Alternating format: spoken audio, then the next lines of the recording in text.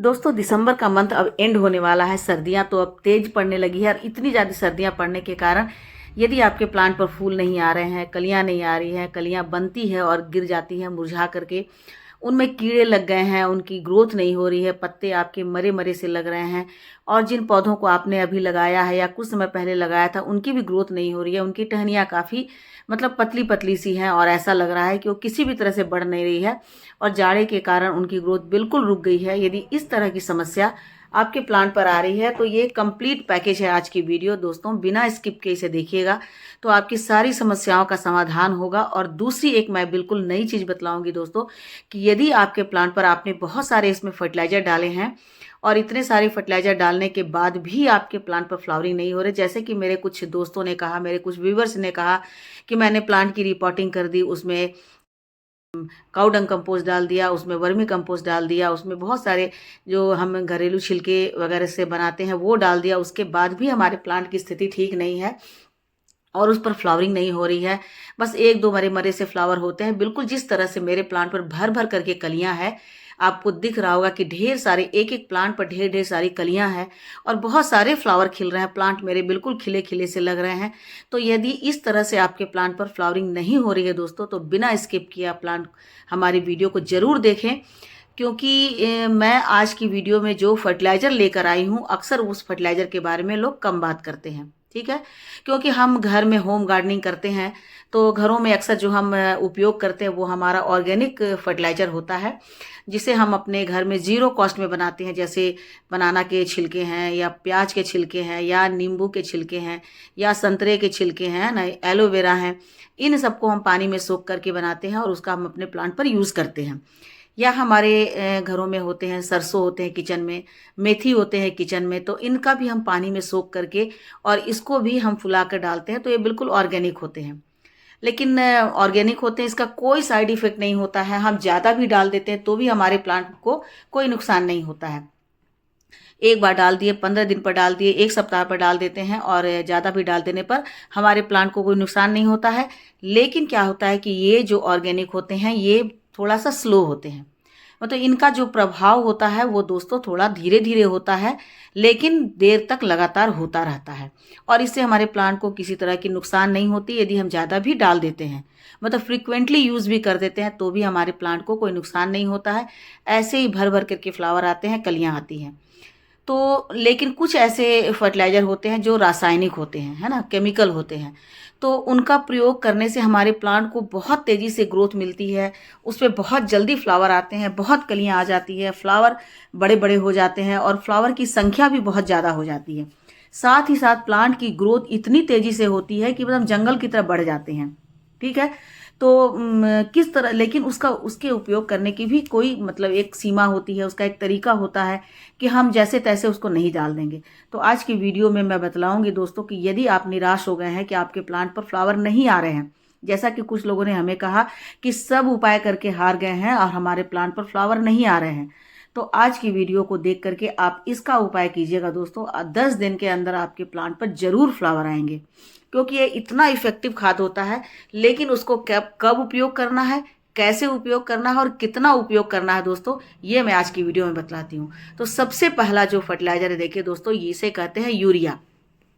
Urea जो है ये नाइट्रोजन का सबसे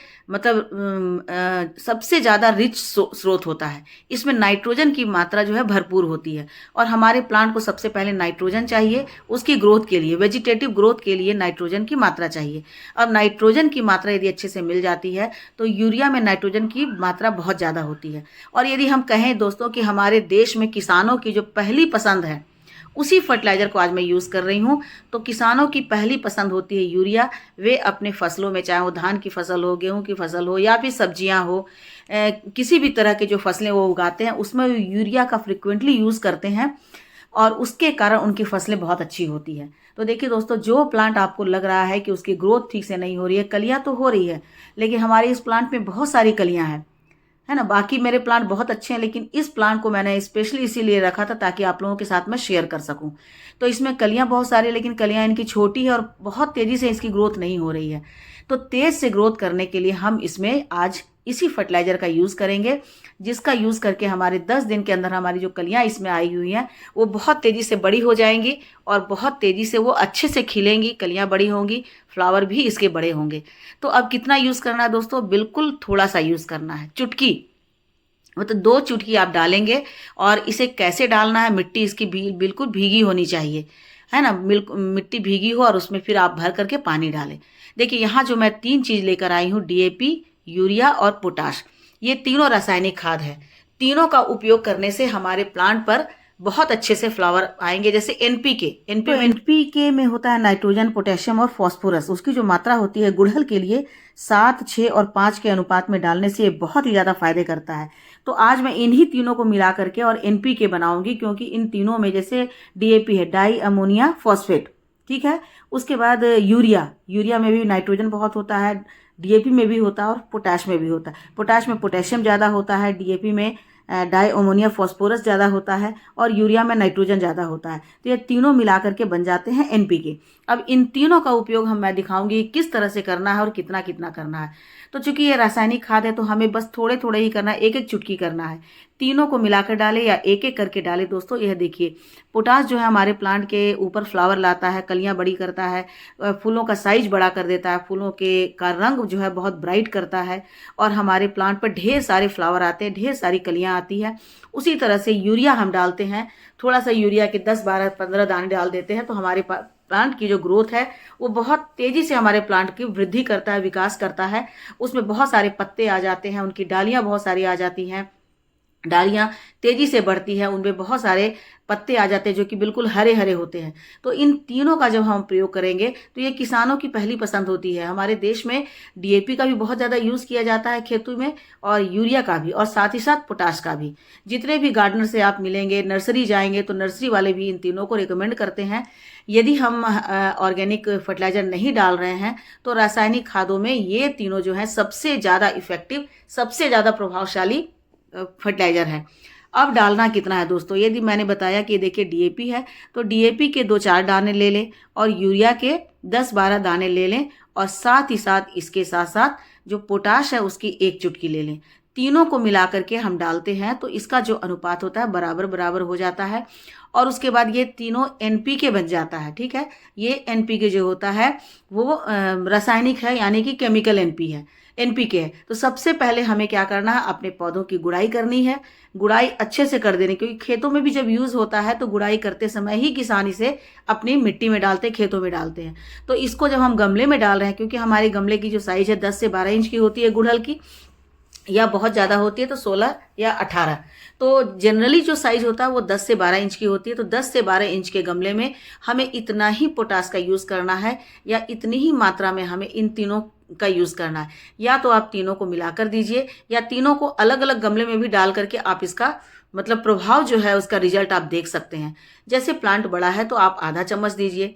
प्लांट यदि आपका छोटा है, यानी कि 2 फीट का है प्लांट, 2.5 फीट, 2 फीट का है, 1.5 फीट का है, तो उसमें आप आधा से भी आधा यानी कि 1/4 डाल दीजिए। चारों तरफ से प्लांट की अच्छे से गुड़ाई कर दीजिए, और कभी भी इनको प्लांट के जड़ के पास मत डालिए।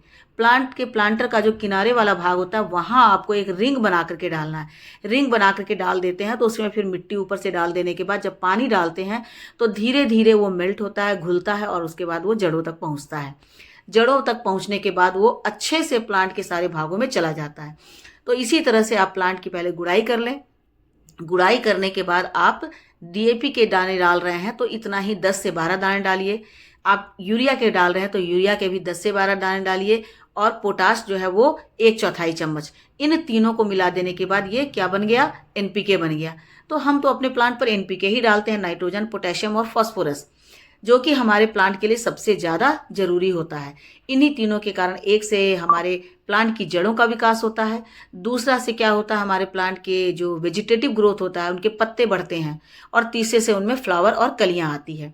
तो इन तीनों को मिला करके हमें डाल देना, चाहे वो गुलाब के पौधे हो, चाहे वो गुड़हल के पौधे हो, चाहे वो बोगनवेलिया के पौधे हो, चाहे वो गुलदाउदी के पौधे हो, या फिर आपके घर में यदि टमाटर लगे हैं, बैगन लगे हैं तो उसमें भी आप डाल सकते हैं। और इस तरह से इन तीनों को भी मिला देते हैं। तीनों को मिला करके आप आधा आधा चम्मच डाल देते हैं तो आपके प्लांट पर ये बहुत अच्छा से असर करेगा, और उसके बाद आप देखेंगे कि 10 से 15 दिन के अंदर आपके प्लांट पर ढेरों कलियां आ गई, ढेरों फ्लावर आ गए, ढेरे पत्ते आ गए। और उसके बाद प्लांट की जो ग्रोथ है वो बहुत तेज़ी से बढ़ने लगी, मतलब हर तरफ से उनकी डालियां निकलने लगी, उनके पत्ते बहुत अच्छे हो गए, फ्रेश हो गए।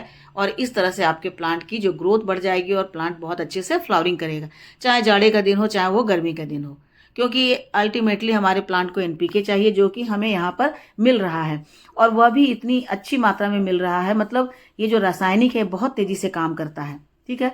लेकिन दोस्तों एक इसमें रिस्क होता है कि आप इसका फ्रिक्वेंटली यूज़ नहीं कर सकते हैं, 1.5 से 2 महीने का आपको गैप रखना होगा। जैसे ऑर्गेनिक फर्टिलाइज़र होता है, हम हर सप्ताह भी डाल देते हैं, लेकिन ये जो केमिकल होते हैं इसको आप 1.5 से 2 महीने का गैप करके और बहुत ही लिमिटेड मात्रा में तीनों को मिला करके आपने डाला है तो आधा चम्मच हुआ है।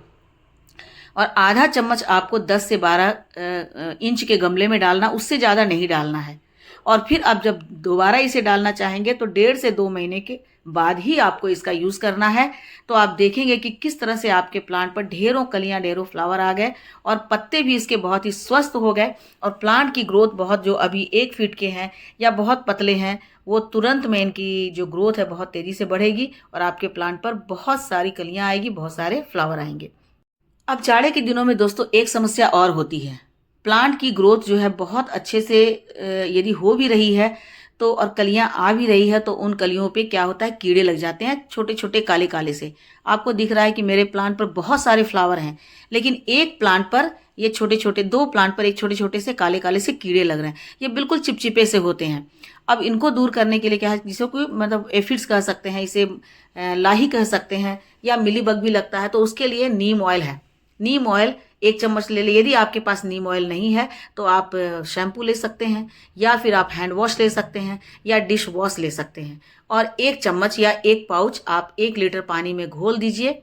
यदि आपके पास नीम ऑयल है तो बहुत ही अच्छा है, क्योंकि नीम ऑयल के साथ यदि शैम्पू मिला देते हैं तो क्या होता है कि जब हम इसका छिड़काव करते हैं, यानी कि स्प्रे करते हैं, तो प्लांट पर चिपकता है, ठीक है, चिपक जाता है। तो इससे प्लांट पर जो कीड़े हैं, जो एफिड्स हैं, जो लाही हैं, वो जल्दी मरते हैं। यदि इस पर हम केवल शैम्पू डालेंगे तो उसका प्रभाव हो सकता है थोड़ा कम हो। यदि आपके पास शैम्पू के साथ साथ आप इसमें नीम ऑयल डाल देते हैं और इस तरह से स्प्रे कर देते हैं, पूरे प्लांट पर आप कर दीजिए, और ये आप हर 15 दिन पर कीजिए। यदि आपके प्लांट पर ज़्यादा एफिड्स लगे हुए हैं, ज़्यादा छोटे छोटे काले कीड़े लगे हुए हैं, तो आप इसको हर 2 से 3 दिन के बाद कीजिए, ठीक है। इसी तरह से स्प्रेयर से धार मार कर कीजिए, तो एक तो धार मारने से इनके ऊपर जो लगे हुए कीड़े हैं वो गिर जाएंगे, और जो बचे रहेंगे वो इनके प्रभाव से, इनका जो प्रभाव होता है, कड़वापन होता है, उससे वो मर जाएंगे, ठीक है। उसके बाद जब वो मर जाते हैं तो आप सादे पानी से इसी तरह से स्प्रे करके फिर से उसे अपने प्लांट से हटा सकते हैं। ये काम दोस्तों आपको कब करना, मैं तो अभी दिन में कर रही हूँ क्योंकि मुझे अभी फुर्सत मिली है, लेकिन इसे आप शाम में करेंगे, ठीक है। शाम में करने से क्या होता है कि रात भर ये आपके प्लांट पर बना रहता है। दोपहर में या धूप निकलने पर करने पर, धूप के कारण ये जो है वो, इनका प्रभाव बहुत ही कम हो जाता है, और इस तरह से बहुत अच्छे से प्रभाव नहीं डाल पाते हैं। इसलिए आप इनका प्रयोग शाम में कीजिएगा, तो रात भर ये आपके प्लांट पर बने रहेंगे, जिससे कि कीड़े जो जल्दी मरेंगे। तो इसका उपाय करने से बहुत ही अच्छे से कीड़े मर जाते हैं, तो आपके प्लांट बिल्कुल स्वस्थ हो जाएंगे, और उसके बाद प्लांट पर किसी तरह की कोई बीमारी नहीं होगी, और आपका प्लांट बहुत अच्छे से खिलेगा। तो ठीक है दोस्तों, आई होप आप लोगों को ये टिप्स अच्छी लगी हो, ये मेरे बताए हुए आइडिया अच्छे लगे हों। यदि अच्छे लगे हों तो मेरे वीडियो को लाइक, शेयर, कमेंट कीजिए। मेरे चैनल पे नए हैं तो मुझे सब्सक्राइब भी कर लीजिए। मिलती हूँ अगले वीडियो में फिर से एक नई जानकारी के साथ। तब तक मेरे साथ बने रहें और ऐसे ही अच्छे अच्छे गार्डनिंग करते रहें, स्वस्थ रहें और अपना ढेर सा ख्याल रखें। Thank you.